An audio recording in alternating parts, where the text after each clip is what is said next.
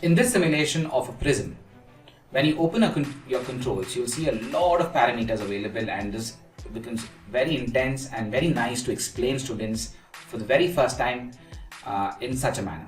Now here, you notice that I get to control the refractive index of the medium. For example, I've already moved it. Let's say the refractive index is 1, nothing happens, but if the refractive index is higher, it behaves in a certain manner. So here you notice that I have refractive index already set up. Angle of incidence can be controlled from here as well. We can also set the angle of minimum deviation and see what value will the angle of minimum deviation take place. So 44.4 is the minimum value, with the minimum angle of deviation, and the angle of deviation is 28.9. Further, if you do not change your refractive index, you can also record these values onto the graph. For instance, I've recorded one value here. The graph is plotting with angle of incidence and angle of deviation, like how we normally discuss, and how the U-shaped graph is formed.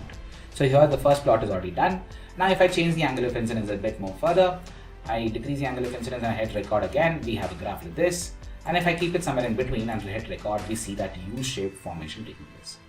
Once again, you can hit it to minimum angle of deviation and record it, and you'll see the lowest value of angle of deviation is so much. And that's how we get the U-shape. You can show that how the entire U-shape is formed. You can record it multiple places here and there, and you'll see that U-shaped formation getting better and better, and so on.